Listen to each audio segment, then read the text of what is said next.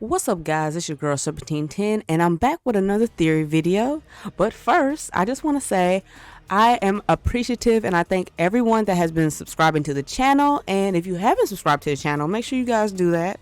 Here's my lovely page. We are at 276 subscribers. I'm trying to hit to the big 300, and we're so close. So you guys keep all those comments and likes happening on the channel. I greatly appreciate it, and y'all keep everything up and I'll have more content for y'all. But today I have an interesting theory that I want to go through today. So as you all know, I've been playing Bloodborne because I'm trying to get back into the Dark Souls game thing, because Elden Ring is gonna have a new expansion coming out. When?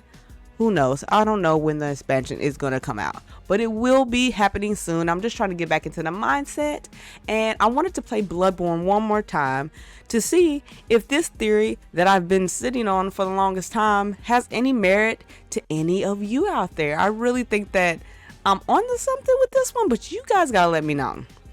And I'm going to actually pull up something that I've been working on, which is my crazy, as you can see, crazy information and research that I have been doing on the concept that I believe that Gehrman, the first hunter, I believe that he is Pthumerian. Now, a lot of people think that he is maybe born from the Great Ones because of the interactions you have with him and how he has that same sound from Orphan of Kos, like when you come across that character. But I don't necessarily think that that's true. It might be true, but what I'm gonna tell you today has some interesting comparisons to it and some links that I think that people should just open their mind to and see what you guys think, because I've always thought this and I want to see what you guys think. So to start off, I want you to look at all the things that I've comprised on this graph. And I didn't do this with my other theory videos because this one, I couldn't keep everything in my mind of what I want to talk about. This one is kind of complicated and I need to write it all down. But we have here some things. So anything that you see in blue are similarities that I've made connections with. And I'll zoom in on a lot of stuff just in case you guys can't read it. And I'll also read it myself just so you guys can, I guess, keep up with the flow of what's going on. So we're going to zoom into this up at the top. So first of all, we need to talk about the Pthumerians. So if anybody has played Bloodborne before, you know that Pthumerians they lived underground underneath Gehrman tons of years ago. I don't know how many years it was, but I'll read this description up here. And it says Pthumerians are a race of humanoid beings and inhabitants of ancient Pthumeru. They have pale gray skin. They have a motionless face, and they have this wide open mouth facial expression. I'm assuming that they're supposed to be dead. That's why they look like that. And what I have highlighted here in blue is that the Pthumerians possess tall, thin frames, and they have great power and strength. So that is one thing that I'm going to highlight really soon, but I'm going to finish the rest of this. And it's kind of like they have this undead appearance like I talked about before, and they also have all of Pthumeru. They have like banners and stuff. If you go down there, if you play any of the Chalice dungeons, you'll see this. You see red banners, and there's like this flower pattern on a lot of them. And I didn't know that until I did go into the dungeons. When I was trying to search out Queen Gehrman to defeat her, there are tons of banners with the flower pattern, and that is also something I'm going to get to later. So as we know, there are so far 3 central figures that we believe to be and are definitely Pthumerian. So we have Queen Gehrman. You come across Queen Gehrman a couple of times in this game. She had a baby with a Great One, and I believe the baby's name is Murgo. And you also fight her in the Chalice dungeon. So I'm giving a lot of spoilers here. So if you guys have never played Bloodborne, don't listen to this. I'm giving a lot of spoilers. But you fight Queen Gehrman at the end of the game. She shows up in the main game maybe 1 or 2 times, and you see her. She has a long flowing white dress. Then also you meet the Pthumerian descendant. He's also in the Chalice dungeons, and it's really interesting the weapon that he wields, which is the sickle, and I'll get to that in a minute. While that is a interesting weapon of choice that he has, And next is Ligarius. So I'm not really sure if Ligarius is a Tumerian. I actually looked this up, and a lot of people think that he is. I'm not sure if he is. He definitely fits the build of being a Tumerian. You know, he has the tall frame. He has the, white hair. He has like the ghostly undead appearance to him. I'm not really sure if he's that. I couldn't see anything in his lore or description about him that said that he was Tumerian. So I'm going to put a question mark on him because I'm not really sure. So when we talk about the labyrinth, which is the things that you can go to and you fight a whole bunch of different bosses and chalice dungeons and all that, it seems like the Tumerians had an extension event at one point, and it's really interesting because it seems like they went through a beastly scourge just like Yharnam did. So it seems like they went through the beastly scourge, which is highly suggested and highly hinted at throughout the game and through when you look at anything Tumerian. And it seems like the beasts are not in the chalice dungeons because they are wanted away with these incense, and you can see those incense in the game as well. They also show up at like certain places, like the central hub area has a lot of those incense, so beasts don't like them. So it seems like they were infected by the beast plague, and it seems to be a couple of remaining survivors that didn't die out from the plague, and they are still alive. So that's where you get to the Alien Loran, which I believe the Beast Scourge actually centers around, and it talks about how those lands were devoured by that, and that it's very, very likely that Yharnam would be next because Yharnam is above the labyrinth. So it's very interesting that this has already occurred in the past, and it seemed like it just did happen to Yharnam. It's not that, oh my god, it may be next. It was next because I believe that the hunters were fooling around down there, and stuff happened. So this is what the Alien Loran chalice looks like. I believe that this is probably a person midway transformation into a beast. This is what I think that is, but I'm not necessarily sure. So some things that I'm pointing out here is that, the labyrinth is underneath Yharnam. So that's a very easy way for the Beast Scourge to just, bleed right out into that. The Descendants, they use sickles. So that is a weapon that is very similar to what we're going to talk about in a second. And then the Descendants have an interesting teleporting ability that looks like the Art of the Quickening. Now, the Art of the Quickening is something that Gehrman can do, and you fight the Tumerian Descendant boss fight maybe 2-3 times. There's other Descendants that have other weapons, but I think it's interesting that he has a sickle, and he also can teleport in this manner. It has like a smoky look to it, so I found that to be interesting. And also, the concept of Siderite, which is also the material that Gehrman's scythe is made out of, is made from comes from the Great Ones, I would believe, because it says it comes from the heavens. And if you look up the definition of Siderite, it seems to be some kind of metal that comes from a meteorite from outer space. So I find that those details are quite interesting. And I'm going to go over here to just Gehrman himself, and you can see the comparisons of what I'm talking about with the Tumerians once I get to that.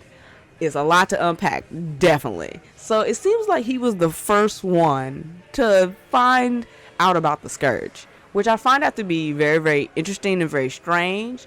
He was the first one to find it and to take note of it, and it just seems like he just adapted to, wanted to be the person to just take up the mantle of getting rid of the beast.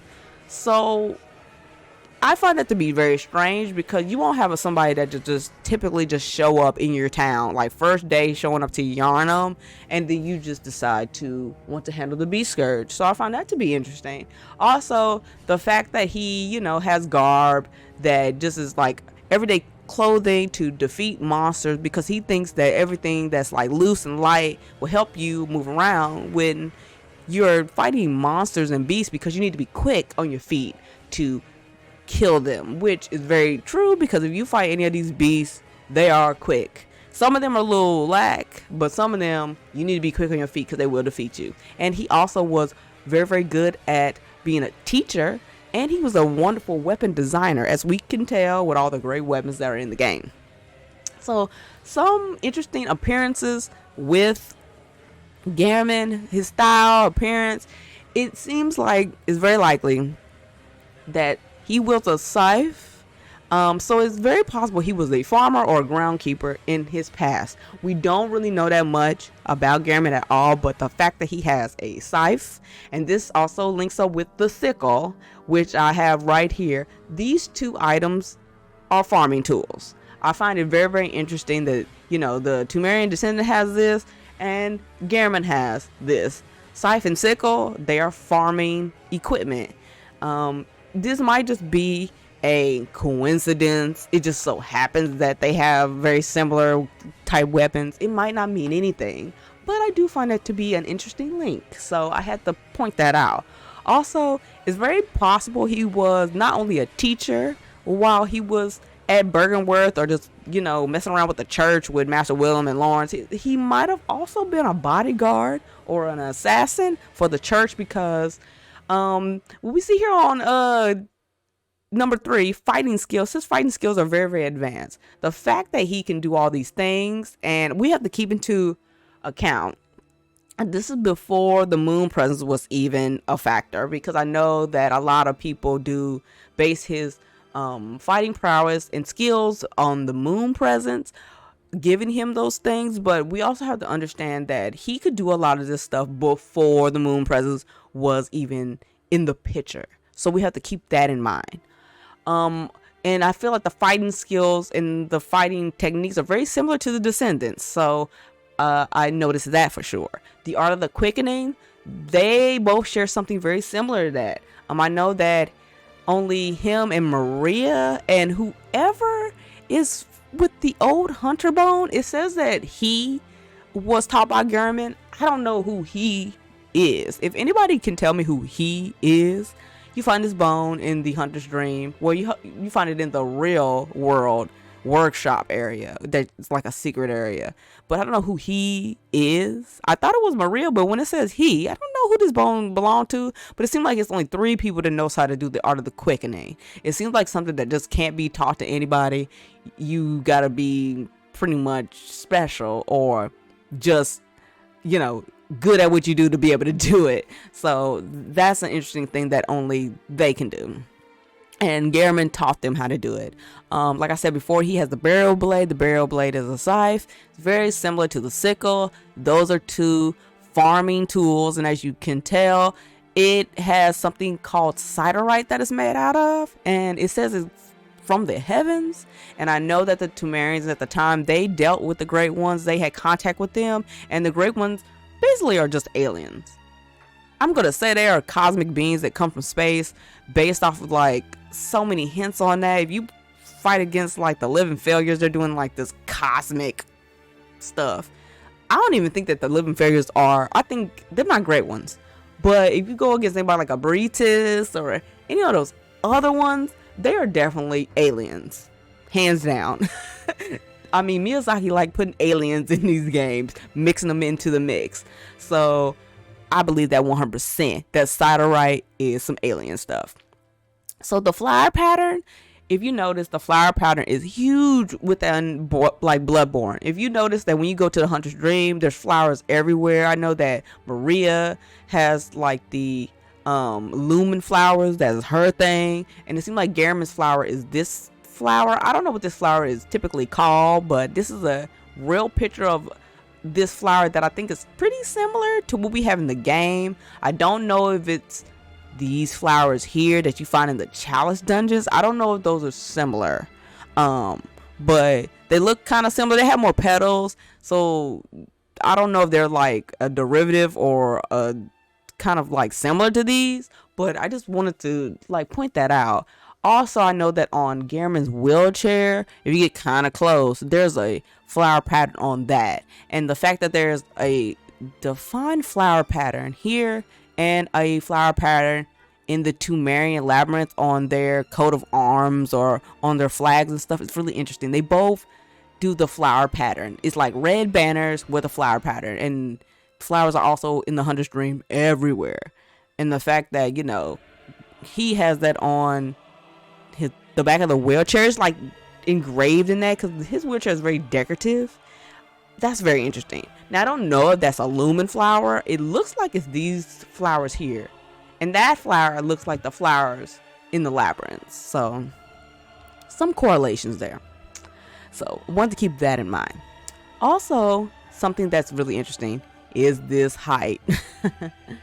So this height that is here is really, really crazy. I don't know what it is with these tall characters, but they're tall.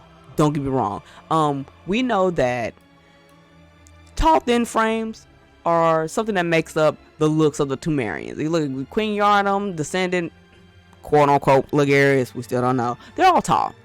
And Gehrman is ridiculously tall.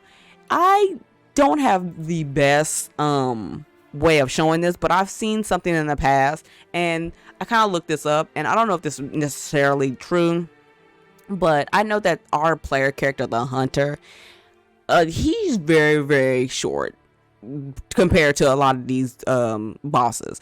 I know that the Yharnamites are very, very tall, and if you go against somebody like Maria and Gascoigne, like Maria is taller than us. She has to be at least 6'3". Like, we gotta be at least 6. She's 6'3". Like, if you stand next to Gascoigne, like when you like summon him, he's ridiculously tall. And I looked that up, and it said that he was 7 feet tall. If Gascoigne is 7 feet tall, and Gehrman is taller than him, if you're next to Gehrman, like if you're like doing his boss fight and you like kind of get close to him, he's ridiculously tall. Ridiculously tall. I think that that's just something to take into account, how tall like Gehrman is. And it's really weird because if he's taller than us, Maria, Gascoigne, and most of the Yharnamites, that means that every door that he's going to in the church and anywhere else in Yharnam, he got to like duck down. There's no way around it. Like, that's ridiculous. Utterly ridiculous. How tall he is. And I just feel like there's some linkage there. Now, the things that are like little plot holes that I just can't understand is probably like the facial expressions that they have. Now, I know they're supposed to have the undead look. I don't know why he doesn't have the undead look if he's supposed to be a Temerian. It's very possible he could be the mixture of like a baby that's a human and a Temerian, like messing around, and they had Gehrman, and you know, he lived underground for the longest time and he had all these skills. And he already knew about the Scourge and Beast Plague because he's lived through it or been around that before. He knew of it before, and he came from there, you know, and started to live in Yharnam, and they had something similar, and he wanted to try to eradicate it because he's already been through it in Temerian. That's my thought on, you know, Gehrman as a whole. It does have plot holes, I know, but it's too many similarities here to just ignore it. I find this to be a little bit more interesting. Maybe some more links than him just being birthed from a great one or being a great one himself. I just don't really believe that too much. And that's why this is just a theory. My own personal theory that I have came up with is not saying that this is like in stone. Miyazaki never said this. This is just something that while playing this game for my second playthrough and just noticing things, I've always wanted to know more about this character because Gehrman is my favorite boss, but there's no information about him at all in this game. They very hint at, like, you know, where is he from? Who is he? And you don't know. So I just want to throw that out there to you guys and let me know what you guys think about this theory. Do you guys like my little map that I made? I've been thinking about this for a long time, and I had it all comprised out because I didn't want to forget anything. But y'all look at this. Let me know in the comments what y'all think. Do y'all think he's from the Great Ones? Or do y'all think that, you know, he's a Temerian like I think? Or is he just some dude, you know, that just so happens to have skills that nobody else has? And the church just seen him and it was like, I want you. It could be just that, to be honest. But I like doing theories. And I like just, you know, sitting on concepts that have some weight to them and might be true. So you guys let me know what you think. And also, you guys, make sure you watch those Bloodborne videos. I've completed all Bloodborne NG plus playthrough, and it was hard, but I got that platinum trophy in my PS5 like I always wanted to. So you guys make sure that you go and look at the playlist for Bloodborne, watch those videos, comment on them, get those videos to 10 likes each because I got some more Dark Souls stuff coming up for you guys, and I'll probably very likely be making some more theories from some of those videos as well, because you guys know me, I like to theorize. But anyway, you guys know what to do. Make sure you guys are following me on my Twitter, and make sure you guys check me out here every week on YouTube. And until next time, peace.